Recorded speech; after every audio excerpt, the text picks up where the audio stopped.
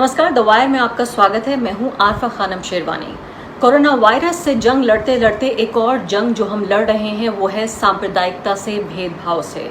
और इसी तरह का एक मामला सामने आया है मध्य प्रदेश के बैतूल का, जहां पर दीपक बुंदेले नाम के एक व्यक्ति जो कि पेशे से वकील हैं, उनके साथ मार्च के महीने में मारपीट की गई पुलिस के जरिए, क्योंकि उनकी एक बड़ी सी दाढ़ी है और उनकी पहचान अलग मानी गई। उनको समझा गया, पुलिस ने समझा कि शायद वो मुसलमान हैं। हमारे साथ दीपक बुंदेले मौजूद हैं, जिनसे हम पूरी कहानी को समझने की कोशिश करेंगे। दीपक ने एक वकील होने के नाते और एक जागरूक नागरिक होने के नाते फौरन ही इस मामले पर मुकदमा दायर किया और अब इस मुकदमे को वापस लेने की बार बार उनके ऊपर दबाव डाला जा रहा है। यहाँ हैरानी की बात यह है कि दीपक से बार पुलिस वालों ने बाकायदा ऑन रिकॉर्ड, हमारे पास ऑडियो मौजूद है, वो ऑडियो भी हम आपको सुनवाएंगे, वो आवाज़ जिनमें उन्होंने कहा है कि गलती हो गई हमसे, हमने आपको मुसलमान समझा था इसलिए आपके साथ मारपीट की गई। मैं दीपक से सबसे पहले यही जानने की कोशिश करूंगी कि क्यों दीपक ने ये समझते हुए कि उनकी गलत पहचान की वजह से उनके ऊपर हमला किया गया, क्यों नहीं वो इस बोझ को उतार देते और क्यों वो अब इसको आगे ले जाना चाहते हैं, क्यों इस मुकदमे को कह रहे हैं सुप्रीम कोर्ट तक ले जाना चाहते हैं। दीपक, आपका बहुत बहुत स्वागत है। सबसे पहले मैं आपसे ये जानना चाहती हूँ कि पूरा मामला क्या था 23 मार्च का और अब इस मामले पर क्या हो रहा है? जी अरफा जी, मतलब 22 मार्च को जनता कर्फ्यू था। 23 मार्च को ब्लैंक था, कुछ नहीं था, 144 लगी हुई थी शायद बैतूल में। अब और उसके बाद जो लॉकडाउन उसके बाद चालू होता है, तो मुझे आसार थे कि ऐसा कुछ हो सकता है। और मैं मतलब 15 सालों से बीपी का मरीज हूँ, डायबिटिक है मुझे। मैं दिन भर में मतलब लाइफ सेविंग ड्रग्स के बिना मैं 2 दिन नहीं जी पाऊंगा। मैं गंभीर रूप से बीमार आदमी हूँ। तो मैं गया, मेरे घर से 200 या 300 मीटर दूर कुछ पुलिस वालों ने मुझे रोका। कहाँ जा रहा है? मैंने कहा भाई हॉस्पिटल जा रहा हूँ। मैं अकेला था, पैदल जा रहा था, क्योंकि मुझे पता था कि भाई रास्ते में कुछ पुलिस रोक रही है, इसलिए मैं गाड़ी लेके नहीं गया, अपनी बाइक लेके नहीं गया। तो कहाँ, उनने पूछा कहाँ जा रहा है? मैं अस्पताल जा रहा हूँ। क्यों जा रहा है? बोला भाई हॉस्पिटल जाना है, डॉक्टर को दिखाना है। बोले पहलवान दिख रहा है, घर जा। मैंने कहा भाई आपके दिखने से नहीं होता, डॉक्टर सर्टिफाइड करेगा पहलवान हूं कि नहीं हूं। उतने में किसी ने मुझे एक तमाचा मार दिया। और फिर मैंने भी थोड़ा आक्रोश में कहा, बोला आप कानून को अपने हाथ में मत लो, अगर आपको करना है तो मुझे 188 कार्रवाई कर लो, कोर्ट में सबको निपटा दूंगा। इस तरह से मैंने भी कहा, तमाचा पड़ गया जब मुझ पर। तो उसके बाद उन्होंने सभी के सभी मतलब जितने लोग तैनात थे उसमें अधिकतर 8, 10, 15 लोग मुझ पर टूट पड़े और भयंकर बुरी तरह से पिटाई की मेरी। मतलब मेरे कान का एक पर्दा फट गया शायद, अभी भी उसमें से सुनने में दिक्कत है मुझे। मतलब वो 23 मार्च के बाद 2 महीने होते आ गए। और मैं डायबिटिक हूँ, इसलिए कोई भी इंजरी रिकवर हो रहा है, लेकिन ऐसा पूरा रिकवर नहीं हुआ। बहुत धीमे भर्ती है मेरे लिए, मेरे मेरे जिस्म में। दीपक, ये बताइए कि आपको ये कैसे पता चला कि आपकी धार्मिक पहचान जो आपकी है उसको न समझ के आपको एक मुसलमान माना जा रहा था, इसलिए आपकी पिटाई हुई, ऐसा क्यों कह रहे हैं आप? देखिए, मतलब मसला ये है, मैं नहीं कह रहा ये। जब अभी 2 दिन पहले 17 मई को पुलिस वाले मेरे घर बयान लेने आए इस घटना का, अब उनको प्रक्रिया दिखानी है कि ये किया है हमने, तो वो मुझे कन्विंस करते, अरे वकील साहब यार बयान मत दो, अपन पुलिस का और अपना पुराना रिश्ता है, और तुम्हें इसलिए नहीं मारा कि तुम वकील हो या तुम्हें पहचान नहीं पाए। मतलब भाई पहचानते कैसे है यार? बोले तुम्हारी दाढ़ी समझ देख के तुम्हें मुसलमान समझ लिया। अब और इसी बात को उन्होंने कम से कम कई बार कहा कि आपकी दाढ़ी बड़ी है इसलिए आपको मुसलमान समझ लिया, इसलिए आपको मार दिया। मैंने ये भी कहा कि भाई आप मुसलमान समझ के किसी को कैसे मार सकते हो? तो बोले, फिर उन्होंने कहा कि जब भी राइट होता है तो पुलिस है जो है वो हिंदुओं के पक्ष में खड़ी होती है, ये बात मुसलमान भी जानते हैं। ये बात सारी ऑन रिकॉर्ड है, मेरे पास सारी रिकॉर्डिंग है। अब इस तरह से इन्होंने कहा और फिर भी बयान बदलने का प्रेशर बनाते रहे। और अब जब बयान नहीं बदले, मैंने कहा भाई हेड साहब आप तो जो बयान मैं दे रहा हूँ वो लिखो, सामने वाली पार्टी अपना पक्ष कोर्ट में रख देगी, वो सही थी गलत थी, या हो सकता है मैं गलत हूँ, कोर्ट को बता दे। लेकिन वो चाह रहे थे मामला खत्म करो। और मैंने कहा कि मैं स्टेट बार, नेशनल बार, सब जगह लिख चुका हूँ, भारत के राष्ट्रपति तक हर जगह लिख चुका हूँ, मैं सुप्रीम कोर्ट को लिख चुका हूँ, मतलब हर जगह लिख चुका हूँ मैं इस घटना के बारे में कि आपने मेरे साथ पिटाई की। तो इस वार्तालाप के दौरान वो कहते हैं कि आप मुसलमान दिख रहे थे इसलिए आपको मार दिया, अगर उनको पता होता आप हिंदू हो, आप तो हमारे भाई हो, आपको नहीं मारते। ठीक है दीपक, वो जो जिस ऑडियो एविडेंस का आप जिक्र कर रहे हैं, मैं चाहती हूँ कि हमारे दर्शक अभी उस ऑडियो एविडेंस को सुने और फिर वापस आके फिर हम आपसे सवाल जवाब करेंगे। क्या है कि वो दूसरी वो समाज समझ के आपके साथ घटना हो गई है, बात ये है और कुछ नहीं। अरे यार लेकिन हेड साहब मतलब पटेल जी, मेरी आप मानो, मेरी आपके समाज के मेरे कम से कम 50 मित्र हैं और मैं उनके साथ बैठ खाना खाता हूँ वो सब। और बड़ा क्या है कि मैं नहीं कह रहा, हम कह रहे हैं, मैं नहीं बोलता, हम कह रहे हैं कुछ नहीं मेरे साथ कोई घटना वो जो भी हुई जाने घटना कुछ नहीं हुई, मारपीट नहीं हुई, जो सब लिख देता काम नहीं और जो भी हुआ लिख दिया अपन ने। अरे यार देखिए, अब आप भी पुलिस है, मैं भी वकालत कर रहा हूँ इतने सालों से, मुझे पता है कि अब ऐसा अब झूठा बयान क्यों दूं जब मैं इतना कर रहा हूँ। तो मतलब उनको थोड़ा मतलब मेरा आपसे कोई व्यक्तिगत द्वेष नहीं है, आपसे कोई व्यक्तिगत द्वेष नहीं है। वो आपका सही कहना है, वो आपका सही कहना है। हम भी उस दुख से आपके दुख से मैं भी दुखी हुआ, मुझे भी पता लगा। मगर बात ये है कि अपन ने लिख के भेज दिया, मगर वो फिर ये नहीं कहेंगे तो मतलब क्यों लिखा, हो गया। हमको किसी की बहन नहीं है। पुलिस जब भी हिंदू मुस्लिम राइट होता हिंदुओं का ही साथ देती, ये मुसलमान भी जानते।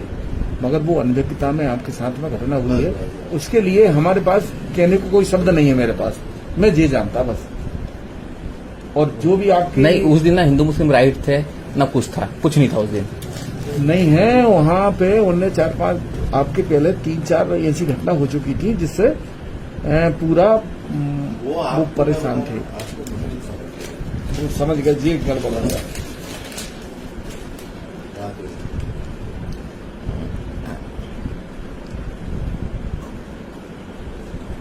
तो क्या आप कह रहे हो मुसलमान समझ के मार दिया मुझे? हाँ वो घटना हुई, क्योंकि वो हाँ दाढ़ी तो मेरी कब से बड़ी है, कभी कटी नहीं है। वो इस कारण वो उसमें घटना कुछ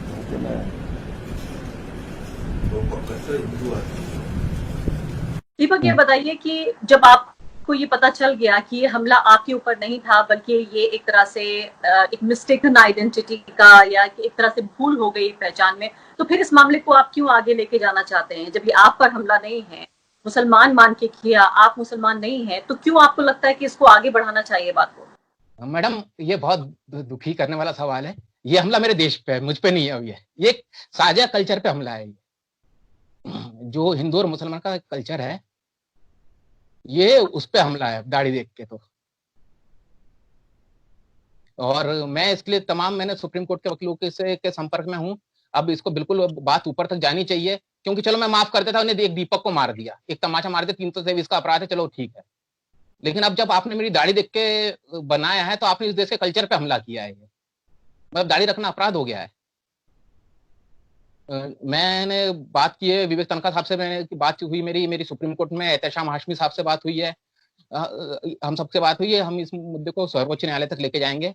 और जो पुलिस का सांप्रदायिकरण जो हो रहा है, ये बहुत खतरनाक है। मुसलमानों के लिए नहीं, ये हिंदुओं के लिए खतरनाक है, सबके लिए, देश के लिए खतरनाक है ये। दीपक आप ये बहुत गहरी बात कह रहे हैं। मैंने तो पिछले कई साल इस तरह की बात नहीं सुनी है कि जहां पर कोई आपके ऊपर हमला नहीं भी हो रहा है तो आप ये कह रहे हैं कि हमारे कंपोजिट कल्चर, हमारी सभ्यता, हमारी संस्कृति पर हमला है, दूसरों पे हमला है, तब भी आप अपने ऊपर मान रहे हैं।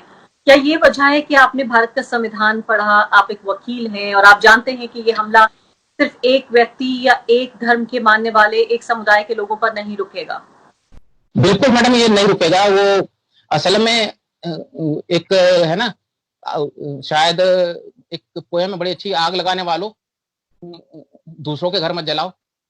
वो बड़ा अच्छी लाइन है कि आग किसी का घर नहीं देखती, वो आग लगेगी तो दूर तक जाएगी, फिर उसे धर्म जात मजहब समझ में नहीं आएगा, वो किसी को भी जला सकती है। और जब भारत का संविधान तो पढ़ा है, और मुझे लगता है कि जो बचपन में तालीम मिलती है वो बड़ी जिंदगी में अहम होती है। हमारे एक सर थे, वो मुझे मार मार के उन्होंने भारत के संविधान की मौलिक अधिकार और मौलिक कर्तव्य याद कराए थे 7वीं क्लास में। तो वो दिमाग में मेरे वहां से बैठा हुआ है। लेकिन मैं देखता हूँ आजकल के बच्चों को क्या दिखा रहा है, मतलब मीडिया क्या दिखा रहा है, स्कूल में क्या बच्चे को कोई टीचर इसलिए मार रहा है कि उसको संविधान के मौलिक अधिकार और मौलिक कर्तव्य नहीं पता है। बताइए कि पुलिस का जो कम्युनलाइजेशन है, जो सांप्रदायिकरण हुआ है, ये इसे आप किस तरह से देखते हैं? क्या मध्य प्रदेश में, आपके राज्य में भी आपने इसको पनपते हुए देखा है? आपके पेशे में भी, मेरे पेशे में भी पत्रकार भी सांप्रदायिक हो रहे हैं, वकील भी सांप्रदायिक हो रहे हैं। ऐसे में क्या पुलिस को हम अलग तरीके से देख सकते हैं? नहीं मैडम, पुलिस को क्या, समाज को देखने की जरूरत है। अब ये पूरे समाज का हिस्सा है पुलिस। पुलिस कहीं अलग से आई वाली चीज नहीं है, वकील कहीं से अलग से नहीं आए।